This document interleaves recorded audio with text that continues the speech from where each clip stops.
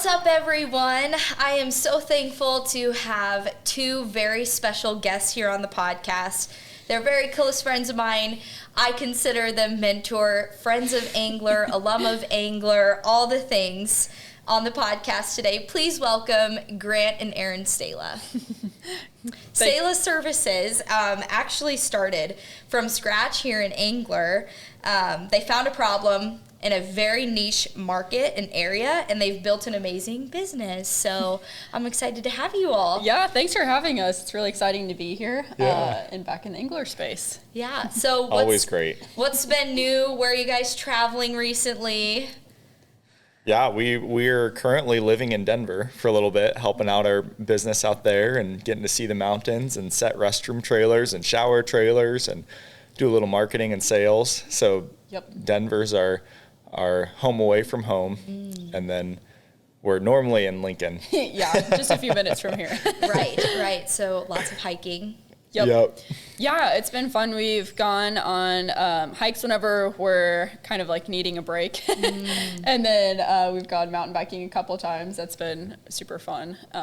It's not normal for us Nebraskans to be able to just like drive quickly to the mountains. So we've been definitely taking advantage of that.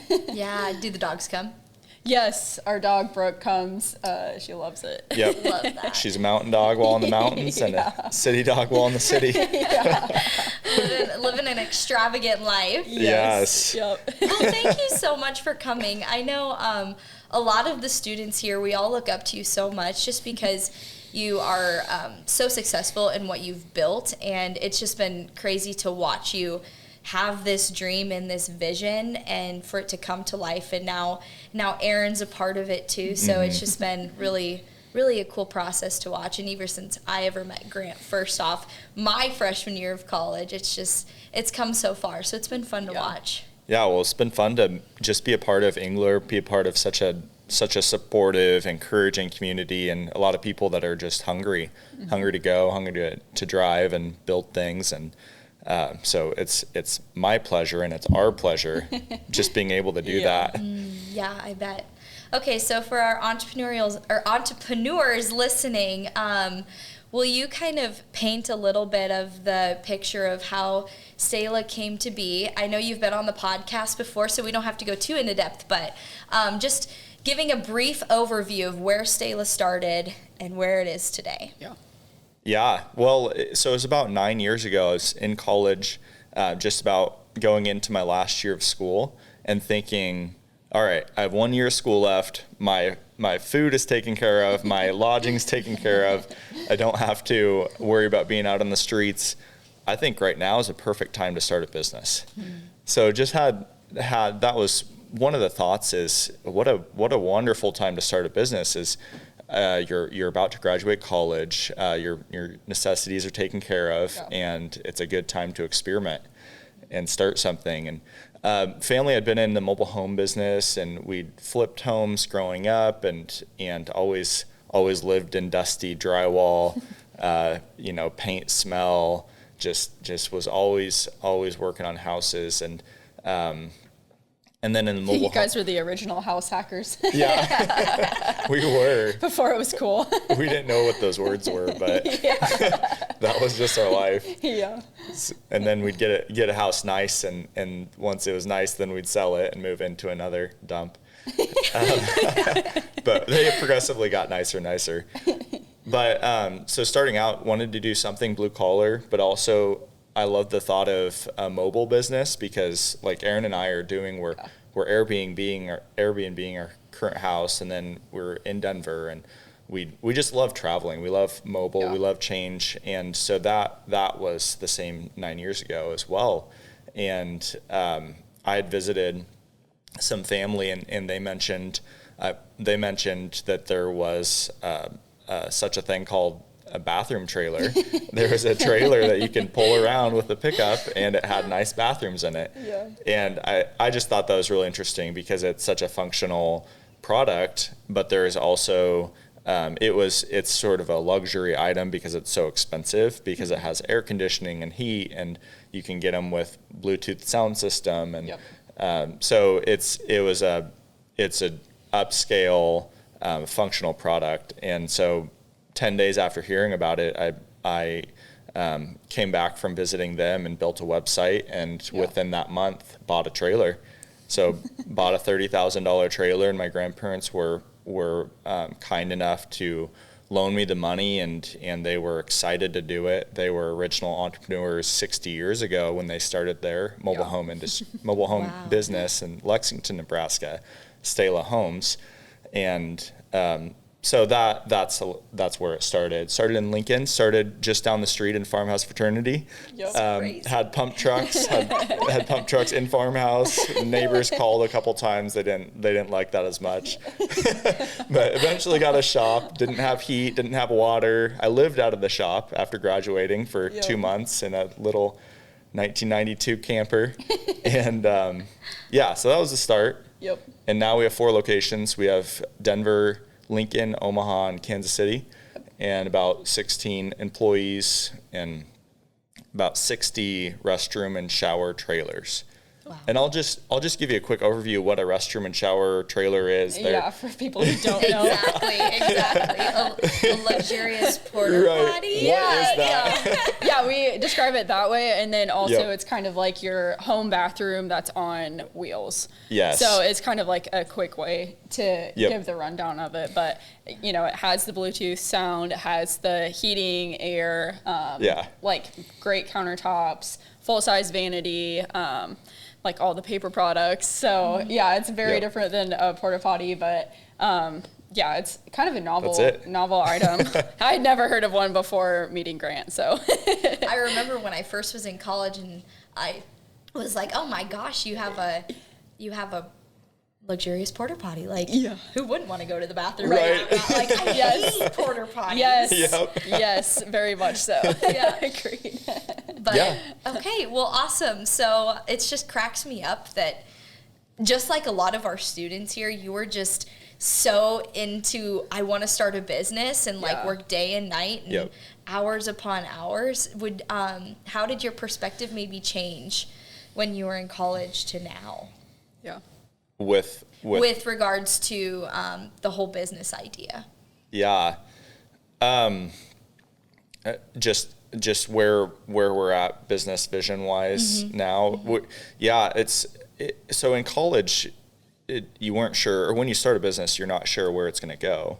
You don't know if it's going to go, if it's going to stay with one restroom trailer. And honestly, I knew that I was hungry and had drive to do anything and could do anything, but didn't know if it would go past one trailer. And so now Erin and I mean, Erin's the horsepower, behind me, and so we're just together. We're just 2 driven people and want to be the best trailer company. And I believe we are the best trailer company. We just don't cover the nation right now with shops, but we do with service. So we are a national level company, and we're competing with publicly traded companies, United Rentals, and another private big company with United Services. And so we're in the ring with the best of the best, but I believe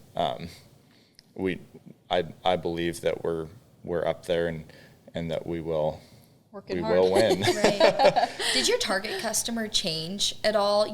Was your original target customer, I'm going to do events here, what was that? It was events. Yeah, you're right. It was because it was Nebraska football games. It was a couple weddings. I got some porta potties, so the plastic porta potties with sinks and flushing toilets when I first started as well. And so I was doing only events with that. And then it's transitioned to, I sold all the porta potties.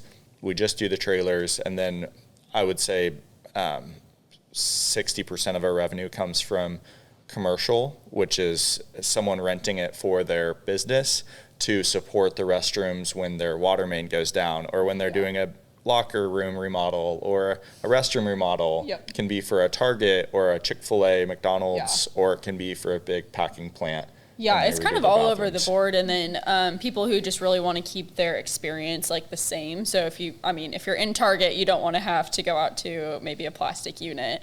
So then they're really motivated to get something that's very similar to their current restroom situation.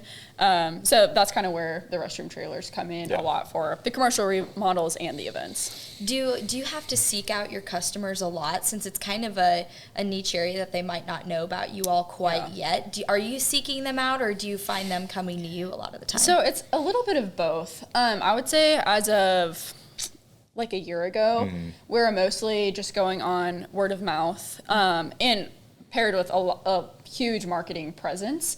But then kind of launched into like not just marketing, but pairing that with sales. And that's been a fun journey for Grant and I and the team, and our leadership team has done an awesome job at just kind of rallying around that. And our operations team is incredible at just like fulfilling and just doing each job well that comes in. So we've really been pushing super hard on like the email marketing and what our sales department can look like. And that's been a fun challenge. So we got married about a little over a year ago now. And that's been really fun to go through the process of knowing what the business looks like. And then like the second you're in the business, you're also a part of like changing it and moving it and deciding what happens. And that's been really fun for the two of us to kind of talk through, and really the sales push has been one of the bigger things that we're focusing on. So great question. Right. I can't believe you all have already 16 employees. Like, that's amazing in itself. So I'm glad you talked about that. So I want to go back to that eventually, but really quick, you touched on how you all met. And Erin, I know you're new kind of to the Engler space and the community. So really quick, talk about a little where you're from, how you two met, and then transition into what it was like actually coming into the business. Yeah, great question. So I grew up on a ranch in northeast Nebraska. I have 3 siblings, great family, and have just really enjoyed kind of the whole Nebraska upbringing. It was idyllic in a lot of ways. And so it's really fun to still be in Nebraska. I've done a few different things since graduating college, been out of state for a while, but kind of what led me back to the area is knowing that I wanted to develop roots in Nebraska. I just really appreciate the community, and I love Lincoln, and I just love just the values that are here. So yeah, I moved back to Nebraska, and within a few months, Grant and I had met, and I think from our first date to like the day we got married was like 9 months. Yeah. Somewhere in there. I remember that time married because in 9. we went out to eat with Grant. Josh and I did at Cheddar's, and he's like, "Oh, I'm just talking to a girl and all this," and then lo and behold, a couple months later, Erin and Grant are married. Right, you're getting a wedding invite. It was awesome. I loved it. We're not slow. No, when we know, we go. Right. You only get one life. Right. That's right. Best decision ever. Yeah. Cool. So then touch a little bit on, so got married. Yeah. Now you're a part of this business. Yep. A little bit of that transition. What was it like? So I think it's been super helpful. It's kind of fun to go from ranching, and then like grew up rodeoing as well. So pulling trailers and stock trailers, horse trailers. That Grant was thankful. I know, but then now it's like she's a rock star trailer puller. We went to Florida and back with trailers. Yeah, that's but awesome. Florida. It's funny now. We're just pulling restroom trailers, which I had always pictured myself like in somewhat of the same community as I was. That I grew up in. And so it's just funny kind of how that shifted now to somebody who also enjoys trucks and trailers and just kind of being outdoors and going places, and just the values really line up. So that was really kind of a fun little add-on of like, oh, this is interesting how this is working out. Yeah. But I think just going from kind of like past work experience to being brought up in the agricultural world to like where we are now, the biggest shift is just like, what does it actually feel like to be an owner? Instead of, kind of managing people or doing all, jack of all trades, or it's just a very different mindset and a different feeling. And it's been really fun because Grant's been at it for 9 years. Over now. So just to have somebody like Grant to partner with and to try to figure out like, what does this look like? What are the different aspects that come with this? And it is really, it's different. But it's been fun to kind of like figure out those challenges and problem solve and step into that kind of as a unit now. What were the conversations like pre-marriage and post-marriage about business? Yeah. The same. Yeah. Yeah. Yeah, our first date was actually here on campus. Yeah. Oh, And cool. yeah, we kind of like walked around. Grant told me about Engler and Farmhouse and just kind of his experience. And we ended up just talking for hours about business and marketing and accountability charts and all the very romantic things that you can think about. So What's your favorite color? yeah, literally, I was like, don't really care. Yeah, Like, when it comes to the accountability chart. Yeah, it's been cool. I started the business. It's been great being married and just being married to Erin, because I started it with Erin in mind. I started it with the intentionality of wanting to have a flexible life for family and wanting us to be able to do business together. And I grew up, and Erin grew up just talking business and thinking business, and that was what drew our family together, because we were able to have an excuse to be together throughout the day. Yeah. Right. We both are hard workers and want to work, and so we get to play, and we get to do the work, and then and friends and family, and so just lots of different situations. But the business was started with Erin in mind, and so it was really a blessing. It was a hole missing. So when she came in, it completed the, okay, now we have an ownership group. Now we have the right decision making, and I always tried to have the like Erin on in my mind with subconscious of, okay, this is what she will want, or you know, and I thought, okay, I better take the risks before she gets here, because maybe she wouldn't want to take risks, but lo and behold, she's definitely a risk taker. And this was built with Erin in mind, and now it's been, ever since we started dating, we started talking business, but once we got engaged, then we could really make ownership decisions together. And since then, this last year has been one of the hardest years in our business. So right after we got married, then we went into a really tough season, and we're still in it. And so just for the last 14 months, we've been in the grind. We've been working on sales and marketing just day in, day out, and learning a lot. We're growing and learning, but we're just together. I mean, she was president of a Chick-fil-A location, and then working at a big church with multi-location and several other workplaces before this, and just brought a lot of different experience into this. So I'm just thankful to go through this hard season together, and it just seems to mesh well. Yeah. It's incredible that, I mean, you started the business, but as you were growing up and you had this vision for who your wife was going to be and what you wanted your family to look like, a lot of entrepreneurs or people don't think like that. Like, what role will my wife serve in this business? And would you say that you were envisioning that while you were in college and starting the business, or was it something that as you were getting older, it kind of developed into that?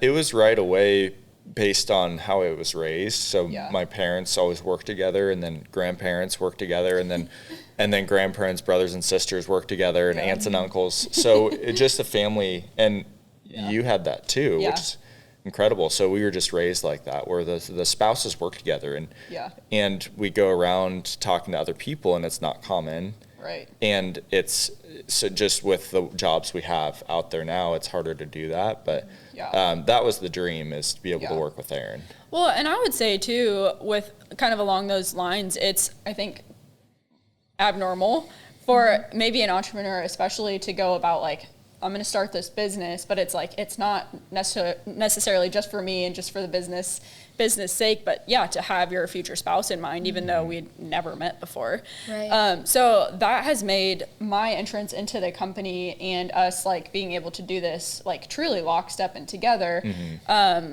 like extremely smooth, I think, in comparison to a lot of scenarios. So I guess just kind of maybe an encouragement to the entrepreneurs who are in the early stages, or not even in the early stages, who have been in this for years. maybe you're married even, and kind of just going through like what does business and marriage or preparing for that relationship look like, to really keep an open mind when it comes to your spouse, and figuring out how potentially you can do it together if that's going to be something that is kind of a core value moving forward, because I don't know, I just think it would have been very difficult for me if Grant didn't have all of that in mind, and because he was kind of planning ahead with that, it just made everything on my end so much easier, which I've really appreciated. Yeah, no, that is for sure great advice, because I know we talked about this at one point a couple months ago, that I don't know, like 50 to 80, 100 years ago, like the husband and wife, they were together working as entrepreneurs, and they owned a business together. And that might not be as common nowadays, but you look at what you two are doing, and you guys get to travel, you get to work on a business together and build your relationship. And that is just so amazing. So to transition into my next question, I want you guys to touch a little bit on what are your goals as a couple, and how are you working towards those? Yeah, that's a good question. Chime in. But kind of what we're going through is we were dating, and instead of doing like the engagement counseling, we went to like pre-engagement counseling together with an awesome mentor and friend. And he was just kind of walking us through like, what does it look like to be married, and what does it look like to really honor and care for each other, like within the relationship. And we're both Christians, so what does that look like in the context of like honoring and serving God first? And so with that in mind, I think it was like really helpful for us to do pre-engagement counseling, have a short engagement, is just what we preferred, and then going right into marriage really helped us set kind of a foundation for being strategic, I think, and really intentionally thinking through what are the core values. So we've done a lot of different things, I think, especially just wanting to be intentional in the first, year, in the first years, to really set that up. And also knowing like what we come up with now, we kind of just need a little bit of like time together, and like what do we actually like, and like forming kind of our core values. I mean, as we speak. But speaking to what Stan was saying, our mentor, he was talking about we were talking eternally, and in marriage, we believe is eternal, and so as we set up time here on this earth, we are in eternity. We believe we're going to heaven after we die, and so right now we're just setting ourselves up for this short time here on this earth, which is phase one of the rest of our lives. And so then our goals are eternal minded, and I think that really helps a lot, because we get to reference the Bible and Scripture for what should our goals be, and then break it down to, all right, God created us to be drivers, to be business people, to love high impact, to want to impact the world and impact people through business and through friendship and family. And so we know eternal minded, we want to impact people like in God's will and for the kingdom. And then how do we do that? Well, it's based on the strengths that we're given, which we think we love business organization. We love looking at different structures. I love talking to point leaders. And then we just love doing that together. So, and we love different situations and different organizations. And so I would say that's we're in the realm of, we're boots on the ground. We're learning marketing. We're learning sales. We're learning business organization. We're figuring out how do we bring more and more value to customers. And then for the maybe future goal of us doing it on repeat for lots of different businesses, and whether it's our businesses or other people's, and then doing that together with eternity in mind. That is incredible.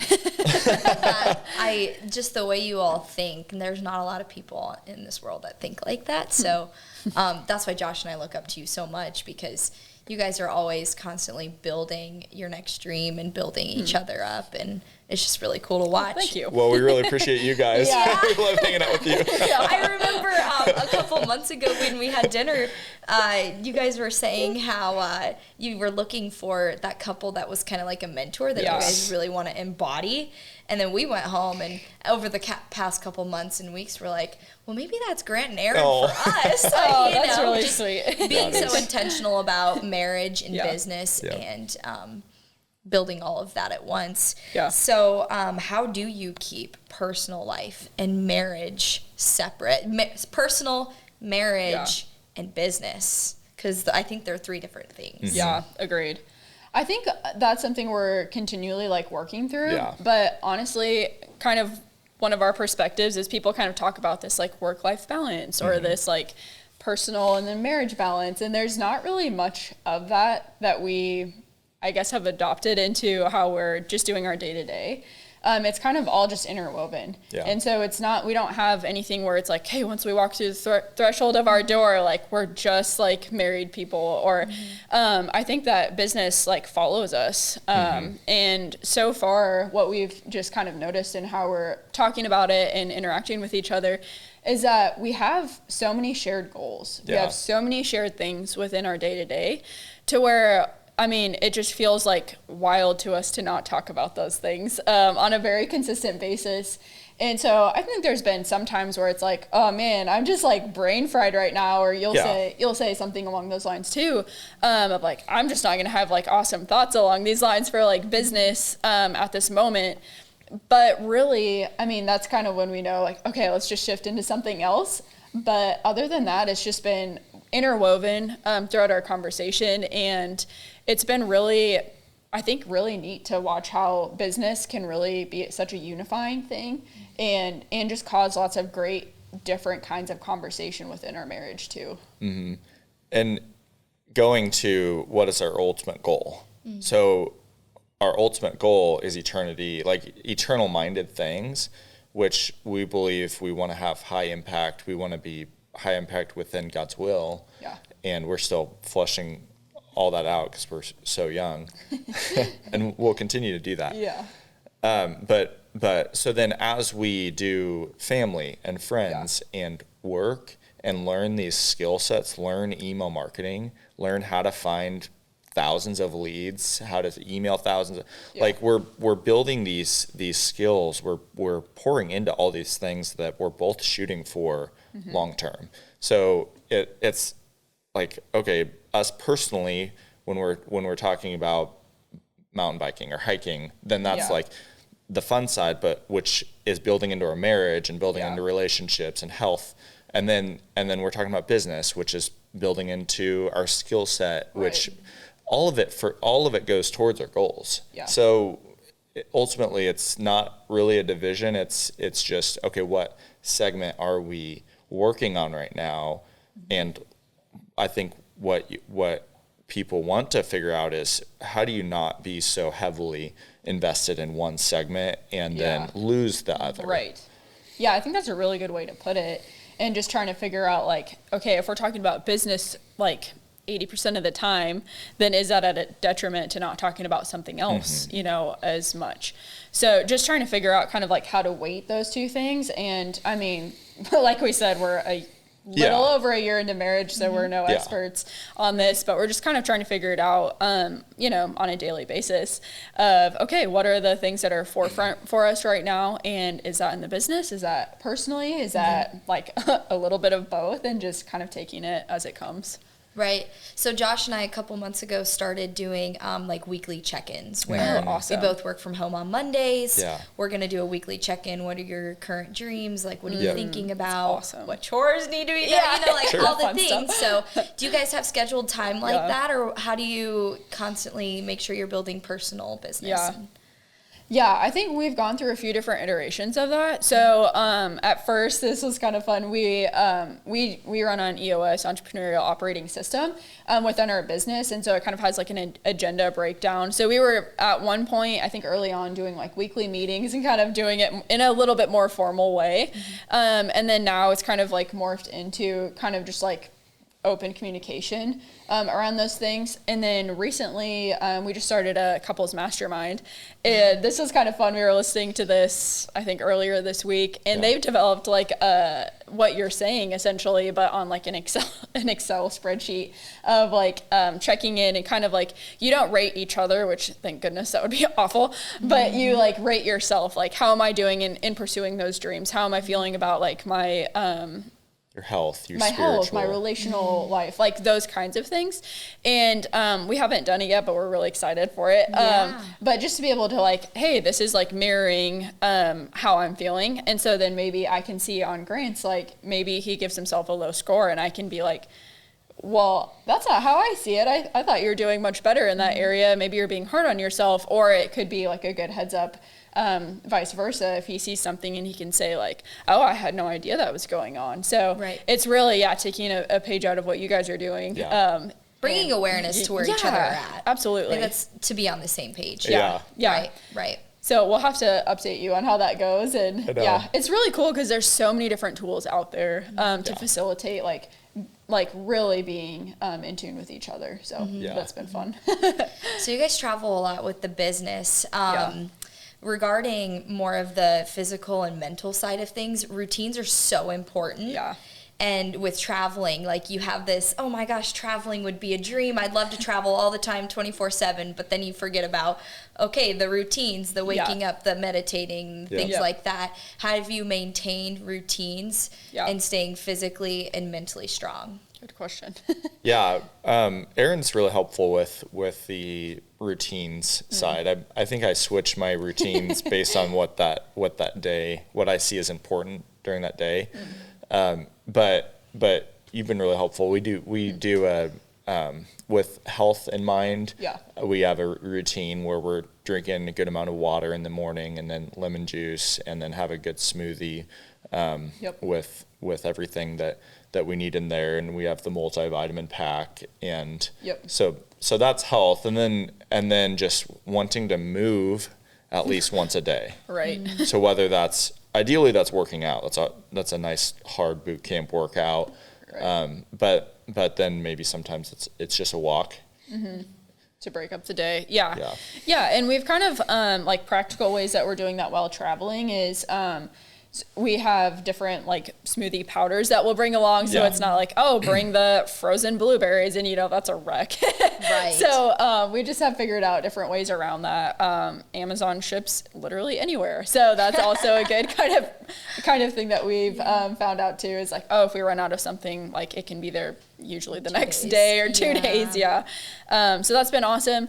And then like working out and things like that while away from home, like we like to do the free trials, and then like if we enjoy a gym, then we try to pick the ones that have like you can pay as you go, so you're not committed to like a month year. Long or a year. That would not be great. So that's been fun recently. And then just the walks to kind of break up the day has been helpful. Yeah. And as we pick a location, we try to pick something that is walkable to a gym, is walkable to a healthy food option with acai bowls or smoothies or salads, and is in a safe neighborhood so we can walk. So that just kind of goes to we need to be able to walk to those things that's important. Natural light, being outside. So that's some health things. We read the Bible every morning. We pray together.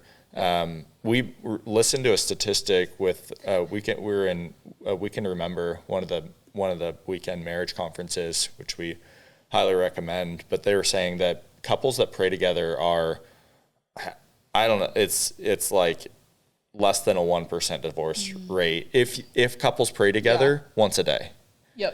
So we're thinking, okay, well, we better, that's what let's just make this a part of our let's just pray. And it's great. It takes the focus off of us and onto other people. What are we caring about? What are our values? Yeah, that's a good one. Right. Okay, so I remember when I first asked you all, like, oh man, I bet it's so hard being husband and wife and running a business together. Like, do you actually fight? Like, what's it really like? But I remember you saying that your personalities just mesh so well together. Yeah. And I think that really bleeds into a culture of a company. Mm-hmm. So will you talk a little bit about the culture of Stahla Services and how you formed that? Yeah. Yeah, I think a culture should be as authentic as possible. And Jim Collins' Good to Great, he talks about having core values, and it doesn't really matter what the core values are, but they should be authentic. It should be what you actually do, and then just find those 3 to 5 things, ideally 3, so they're more memorable. But find those things that you're passionate about. Yeah. And for us, it's always prepared. It's systemized excellence. It's extreme profitability. It's humility. So we have our core values, but that's me. And now, I mean, that's Erin. That's us now. Yeah. So it ends up being where we're a professional company. We're a silly and fun company. We are always prepared. We'll always bring what the customer is needing or might need. So we always think through that. What does the customer need? And so that's the culture. Is we're professional, we're silly, and we always look at what does this customer need and customer value, and getting back to people quickly, delivering stuff on time, and giving them a product that they're just blown away by. We want them to perceive more value than what they paid us. So we always want to provide. We always want them to perceive that they're getting more value than what they paid. And for it to truly be value positive. Yep. Yeah.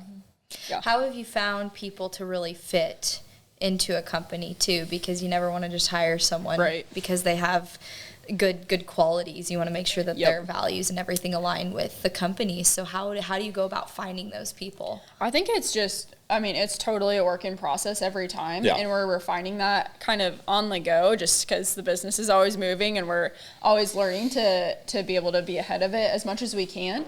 It is really just that hiring and firing through your core values and trying to predict as much as you can, like, okay, this person interviews this way, but it's just all of those seemingly obvious things of what does their social media tell us though? And then, but what does their vehicle look like? And those very, tactical things that you can do.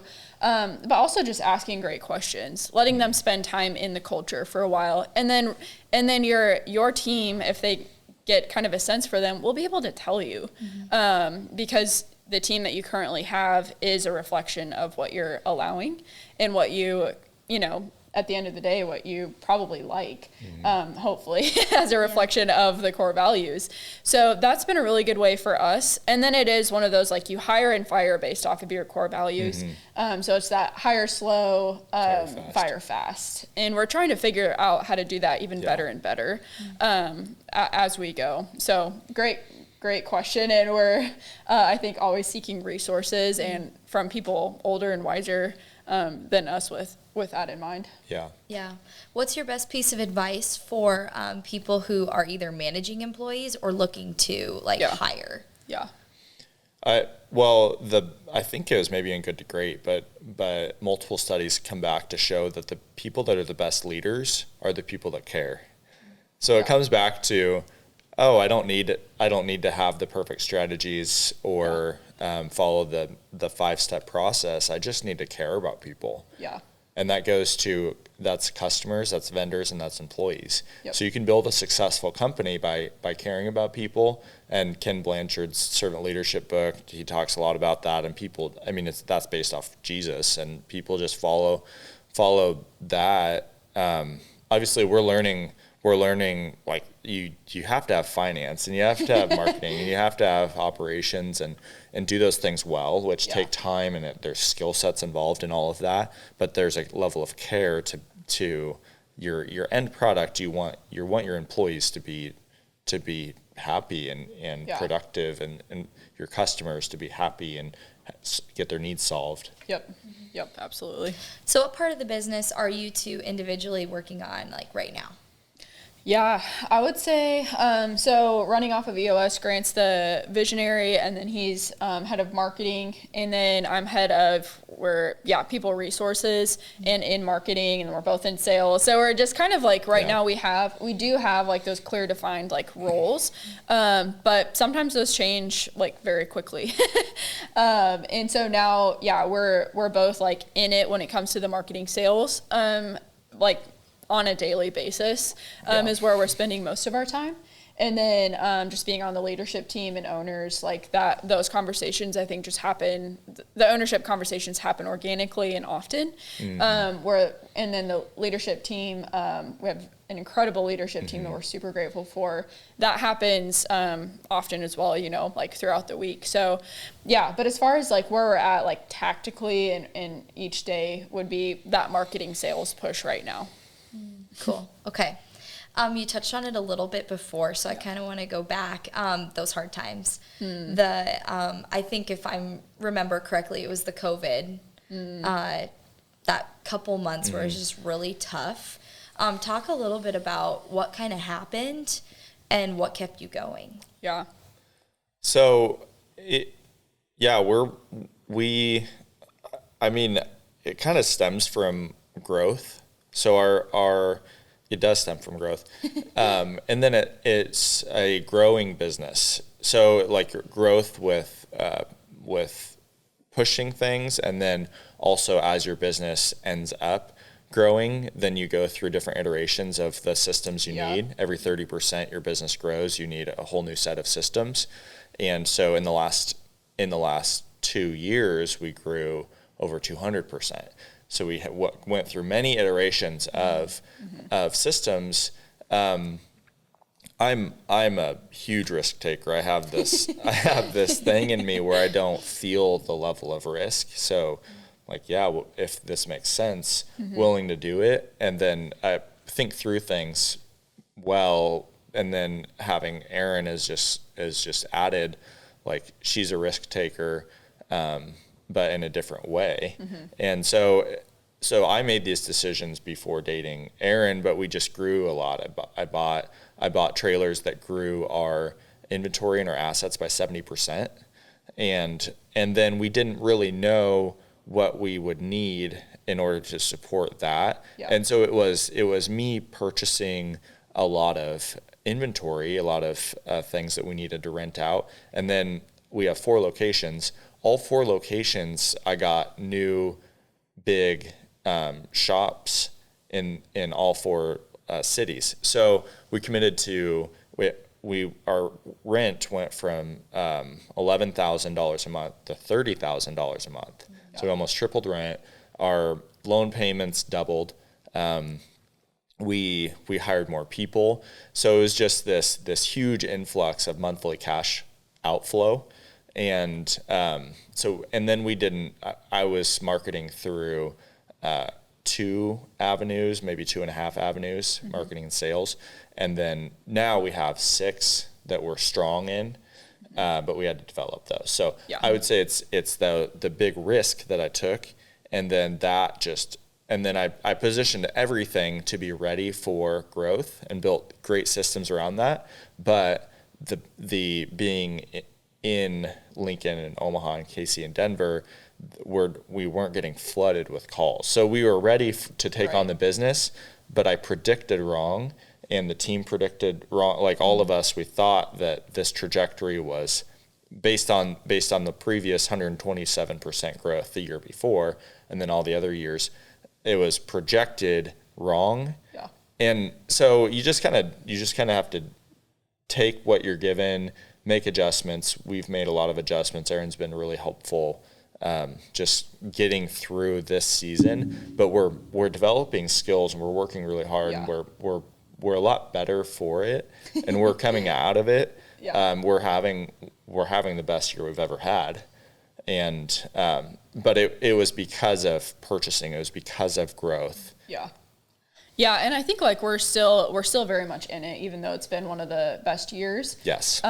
It's still at like by the skin of our teeth. that we're like pulling through it, and if we let our foot off the gas, I mean we're will feel that immediately.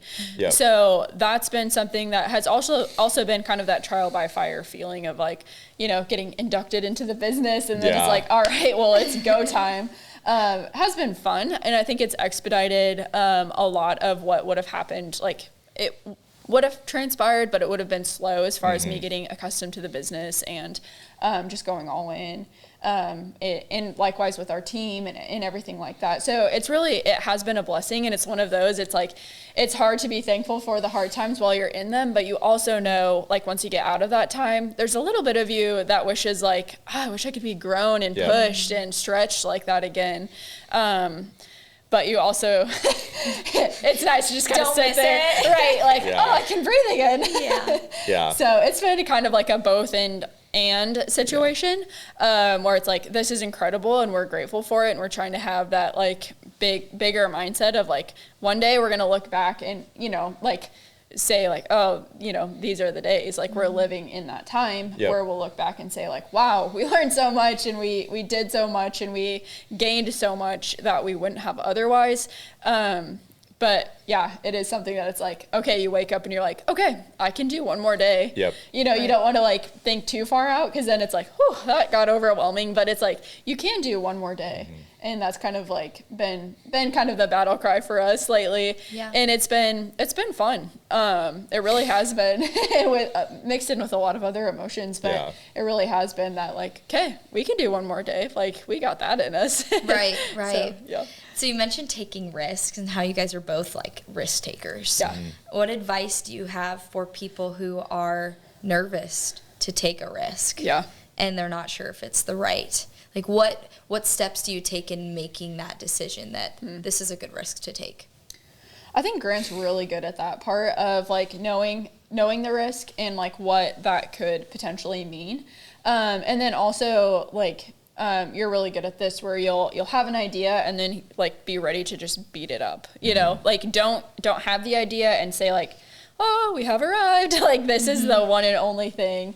And then like work to protect it. No, like get it out there, like shove it out and know that like your first idea will not be the end. I mean, even now it's like our product line is always evolving. And the way that we're going about it should always be changing. So I think that's a good way that you've gone about it is like, you'll have the idea and you'll speak it and you have like a really great community that we've built together, and then also been able to say, you know, go to those different groups and say like, here's the idea, like what am I missing? What's wrong? And then, you know, we'll have those conversations too. So that's one way I think, from my perspective. Yeah, I agree. Just beating up an idea and then bringing the idea to the resident expert within that area. So there's thinking through, well, I don't really know how to do the jump, you know, because I'm just like, okay, if we need to do it, let's do it. And I don't have that built-in reservation as much as some people do. Well, and one of your top strengths on the Gallup Strength Finders, he has activator. And so he has like the activator as well as like just like being ready to just take the risk. So that's been kind of cool to see that, because I don't have that in like my top. I'm like ready to go for it, but like not nearly as quick as he is. So it's been fun to kind of like see that gifting in you, and then be able to say like, oh, well, maybe you don't have to have like steps 1 through 90 mapped out before you just like take the first step. And you're really good at that of just like, okay, well, what does it look like to take the first step? And then maybe after that, we'll figure out the second step, and then the third one will come. Right. And another mark of I like hearing people talk about the research of what makes someone successful, what makes a business successful. And some of the top leaders and entrepreneurs are their top trait is that they it's not just the idea, but they take action. So they are action-oriented people, and that's what they are. They're very action-oriented. So they're not thinking around, daydreaming without taking action. They do things, and that's led to their success. So I believe that, you can daydream, you can think, you can beat up ideas, but think about your results. Like, where have you been the last year? What results has your life produced? And then if the results are different than what you want, take action today. Right. I'm sure that bleeds in when you talk about results and dreaming and the steps that you're going to take, I'm sure that bleeds into the team and what strengths everybody has. Because you talked about being an activator, and I know you guys went back and you were touching on humility, and I totally see that in you all. You are so aware of each other's strengths. Do you use that in your business? Like, do you use Gallup, or what? Is there anything that you guys use? Yeah, so we do a couple different things. We like to use the Gallup Strength Finders. That is really cool to be able to just know. And we can talk through that more like within like leadership team. It's like, oh, I know this person isn't necessarily saying this because it's like indirect difference to me. They're saying it because that's literally how they view the situation or the world.